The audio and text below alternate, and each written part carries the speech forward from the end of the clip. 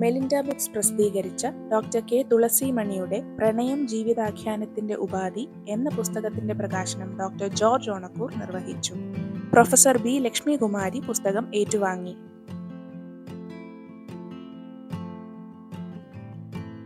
മനുഷ്യർ അവരെ ഏറ്റവും കൂടുതൽ ആഴത്തിൽ അനുഭവപ്പെടുത്തുന്ന വികാരം ഏതെന്ന് ചോദിച്ചാൽ പ്രണയമാണ് എന്ന് ഉറപ്പിച്ച് ഞാൻ പറഞ്ഞ പിന്നെ നിങ്ങളാരും പഠിക്കുന്ന ആവശ്യമൊന്നുമില്ല. കാരണം ഇവിടെ പറഞ്ഞല്ലോ, നമ്മുടെ പ്രിയപ്പെട്ട സുഹൃത്ത് സതീഷ് ബാബു പയ്യന്നൂർ ഗിരിജയ്ക്ക് ആദ്യം കൊടുത്ത പ്രണയിച്ചു കഴിഞ്ഞപ്പോഴേക്ക് ആദ്യം കൊടുത്ത സമ്മാനം ഉൾക്കടലായിരുന്നു എന്നോട് പറഞ്ഞിട്ടുണ്ട്.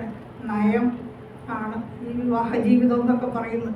പിന്നെ കുറച്ച് അഭിനയവും അങ്ങനെ പറയേണ്ടി വന്നപ്പോൾ എനിക്കെന്ന് തോന്നുന്നതാണ്, ഞാൻ എന്താ ഇങ്ങനെയൊക്കെ പറയുന്നതെന്ന് അവർ വിചാരിക്കും. പക്ഷെ അത് സത്യമാണ്, അനുഭവിച്ചവർക്കല്ലേ അറിയാവുള്ളൂ. അത് നമ്മുടെയൊക്കെ ജീവിതത്തിൽ ഈ നയവും അഭിനയവും കൂടാതെ പറ്റില്ല. ചിലപ്പോൾ ചോദിച്ചെന്നിരിക്കും, ഞാൻ ചത്തുപോയി കാക്കയായി വന്നാൽ എന്നെ കണ്ടാൽ കല്ലെറിയുമോ എന്ന് ചോദിച്ചിരിക്കും. കാരണം ഈ സ്നേഹത്തെക്കുറിച്ച് സ്ത്രീകൾക്ക് വാസ്തവത്തിൽ സംശയമുണ്ട്. ഇടയ്ക്കിടയ്ക്ക് എന്നെ സ്നേഹിക്കുന്നുണ്ടോ എന്ന് ചോദിക്കാത്ത ആരെങ്കിലും ഉണ്ടോ എന്ന് എനിക്ക് സംശയമാണ്.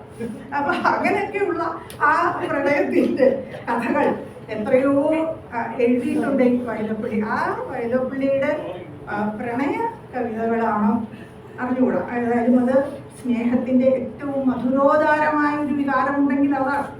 തിരുവനന്തപുരം പ്രസ് ക്ലബ് ഹാളിൽ സംഘടിപ്പിച്ച പരിപാടിയിൽ എഴുത്തുകാരനും പ്രസാധകനുമായ ഷാനവാസ് പോങ്ങനാട് അധ്യക്ഷത വഹിച്ചു. പ്രണയത്തെക്കുറിച്ച് പറയാത്തവരായി ആരുമില്ല. കാരണം അതൊരു ഒരു അനുഭൂതിയാണല്ലോ. അത് ഖരരൂപത്തിലോ ദ്രവരൂപത്തിലോ നമുക്ക് കാണാൻ കഴിയാത്ത, മണത്ത് നോക്കാൻ കഴിയാത്ത ഒരു അനുഭൂതിയാണ് ഈ പ്രണയം എന്ന് പറയുന്നത്. ഡോക്ടർ വത്സലൻ വാതുശ്ശേരി പ്രഭാഷണം നടത്തി. പക്ഷേ പ്രണയത്തെ പറ്റി പഠിക്കൊക്കെ നമ്മള് എത്ര പ്രണയത്തെ പറ്റി പറഞ്ഞാലും അവസാനിക്കാത്ത വിഷയമാണ്. അതെന്ന് വെച്ചാൽ ലോകത്തെ എല്ലാവരും പ്രണയത്തിൽ വീഴുന്നുണ്ടല്ലോ, ലോകത്തെ എല്ലാവരും പ്രണയത്തെ പറ്റി. അതുകൊണ്ടല്ല, പ്രണയം എന്ന് പറയുന്നത് നമ്മളെപ്പോഴും പറയുന്നത് ഒരു പുരുഷനും ഒരു സ്ത്രീയും തമ്മിലുള്ള ആകർഷണമാണ് എന്ന് പറയാം. അതിന്റെ പല വകഭേദങ്ങളാണ്, ഭക്തി വാത്സല്യം എന്നൊക്കെ നമ്മൾ പറയും.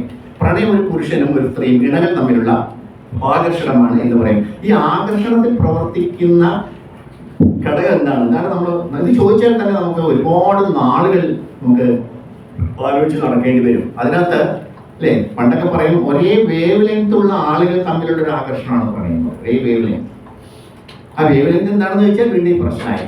ഒരുപക്ഷെ നമ്മുടെ സാംസ്കാരികമായ സമാനതയാണ്, നമ്മുടെ ഇന്റലക്ച്വൽ ആയ സമാനതയാണ് അല്ലേ. പിന്നെ നമ്മുടെ മനോഘടന, നമുക്കൊരു രണ്ടുപേർക്ക് ഒരേ കാരുണ്യമുള്ള രണ്ട് മനസ്സുള്ളവരാണ്. അങ്ങനെയുള്ള ഒരു സമാനത. അങ്ങനെ സമാനതകൾ ഒരുപാട് തലങ്ങളുണ്ട്. അത് നമ്മൾ പറയും ഒരേ വേവ് ലെങ്ത് ഉള്ളവരാണെന്ന് പറയും. അതാണ് ഒരേ ക്ലാസ്സിൽ പഠിക്കുന്നവർ, ഒരേ ജോലി ചെയ്യുന്നവർ, ഒരേ സ്ഥാപനത്തിൽ കഴിഞ്ഞുകൂടുന്നവർക്ക് തമ്മിലൊരു ആകർഷണം ഉണ്ടാകുന്നത്. സമ്പർക്കം കൊണ്ടാണ് ആകർഷണം ഉണ്ടാകുന്നത്. പക്ഷേ ഈ ആകർഷണത്തിന് പിന്നിൽ ഈ ഒരു സമാനതയുടെ ഒരു ണ്ട്. സമാനതയുടെ തലം ഇല്ലപ്പോഴും എല്ലാ തരത്തിലും സമാനത ഉള്ളവർക്ക് രണ്ട് പച്ചവടം പോലെ തോന്നും. അതിനകത്തൊരു പ്രത്യേകം തോന്നില്ല. ഒരു വ്യത്യാസം ഉണ്ടാകുമ്പോഴാണ് ആ വ്യത്യാസത്തിൽ നിന്നൊരു സമാനത ഒന്നിച്ചു പോകാൻ പറ്റിയ ഒരു സമാനത നമ്മൾ കണ്ടെത്തുമ്പോഴാണ് നമുക്ക് ഇത് എനിക്ക് കൊള്ളാം എന്ന് നമ്മുടെ തീരുമാനത്തിൽ എത്തുന്നു. Doctor P Soman, professor H V Vijayakumari, Srivaraham Murali, doctor K Thulasimani എന്നിവർ സംസാരിച്ചു.